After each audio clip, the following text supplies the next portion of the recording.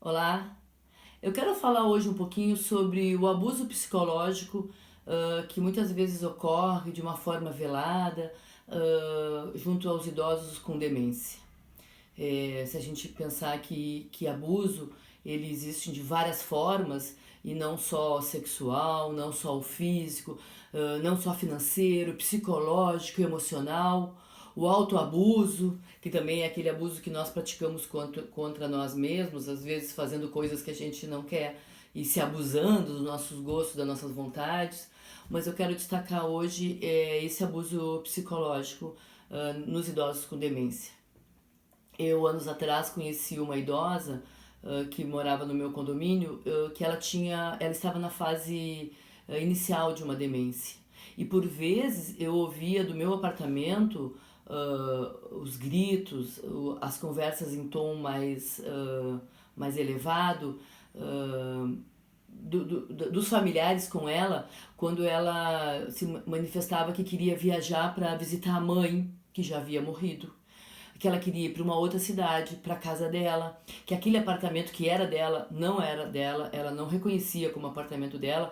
Então eu ouvia a filha nesse tom de voz mais alta dizendo que não, que ela não ia viajar, que ela desfizesse a mala, que a mãe já havia morrido, que aquela casa que ela dizia que tinha não existia mais, que tinha sido feito um péssimo negócio. Veja que eu estou contando tudo isso porque eu ouvia do meu apartamento.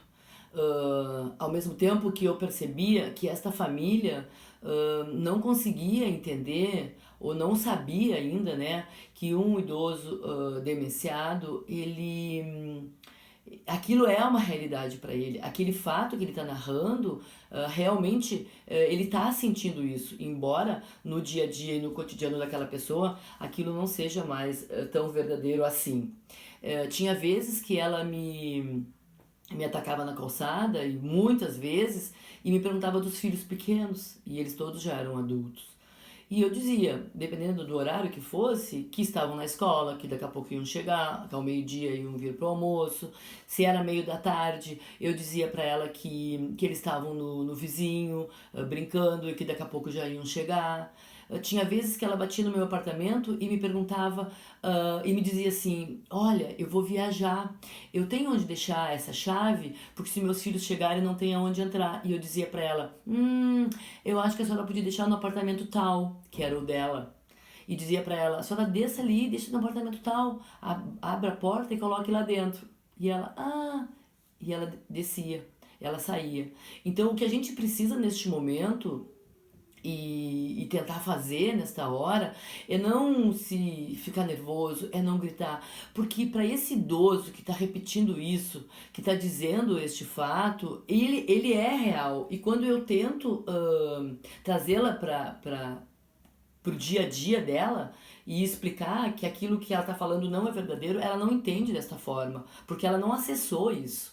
Porque esse sentimento de angústia, de dor, de não reconhecimento daquele local que ela morava, porque ela dizia que aquele apartamento não era dela, ou de procurar a mãe, que era o que ela estava querendo fazer, aquilo naquele momento é o que ela está sentindo.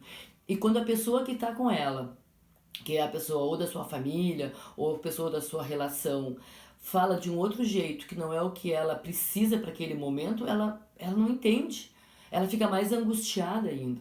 E o nosso papel como família e como cuidador é tornar a vida dessa pessoa mais digna, mais alegre. Então é preciso que nesse momento a gente finja que está entendendo aquilo e encontre umas respostas para que amenize aquele sentimento que ela está sentindo. Então, vai viajar? Ah, ok, daqui a pouco vai chegar o carro que vai lhe levar até a rodoviária, ou daqui a pouco alguém vem lhe buscar, vamos esperar mais um pouquinho, porque se a gente pensar que numa demência, essa memória de curta duração, ela se apaga rapidamente, daqui a pouco ela já não lembra mais que ela ia viajar. Mas se eu ficar insistindo que aquilo não é verdade, que aquilo não pode, essa dor vai persistir na pessoa e ela vai se repetir, ela vai falar. E é claro, é muito difícil para a família, se ela não tiver um apoio, uma orientação, saber como fazer e se colocar neste momento para que seja uma relação mais leve para os dois que estão envolvidos. Então, eu quero dizer que eu sei que não é fácil mesmo conviver com isso, e quando a gente toma essa atitude de não fazer este movimento, a gente está fazendo sim um abuso psicológico com esta pessoa. Então, essa é a minha dica de hoje e tragam mais sugestões, façam questionamentos e a gente se vê daqui a pouco, tá bom?